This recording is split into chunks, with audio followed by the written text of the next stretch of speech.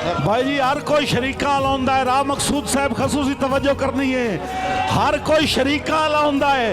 कासा मगर लुकैंदा क्यों आ ते बूए ते खलोंदा क्यों आ। डीसी कदी ता खैर मुहब्बतां दी झोली आस दी तान के अमना। रावी आले ओ इंसाफ दी तकड़ी तुहाडे हत्थी है। बहुत मेहरबानी किबला, बहुत शुक्रिया।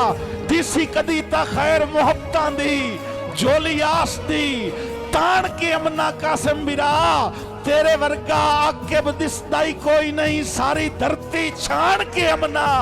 ते मैनू कमला समझ के ताक न दे। उसने यूं ही मजाक में पागल कहा मुझे। हर शख्स ने फिर हाथ में पत्थर उठा लिए। मैनू कमला समझ के ताक न दे।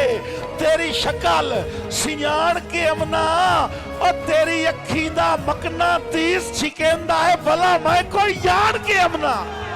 बिस्मिल्लाह आई साहब बड़ी बिस्मिल्लाह जी, बिस्मिल्लाह जी।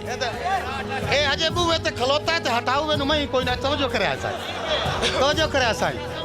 साईं कुंडा हुसड़ के वंज खड़काया हा मसे अपड़े हासे दर ताई। कुंडा हुसड़ के वंज खड़काया हा मसे अपड़े हासे दर ताई। अखी अदब तू कासिम नोट लिया एवें गल ना अपड़े शर ताई।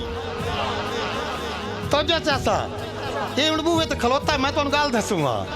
अखी अदब तू कासिम नोट लिया एवें गल ना अपड़े शर ताई। और असा घर चो निकल के फरमाया, चुप करी जा। असा घर चो निकल के फरमाया ओनू वेख के पैर तू सर ताई। कोई बात चू नप के छाड़ा वे इस बेचार मुताज नु करता है। हाय हाय हुण लूआ डुडेंदा पे कोई इन्हू छोड़ आवे।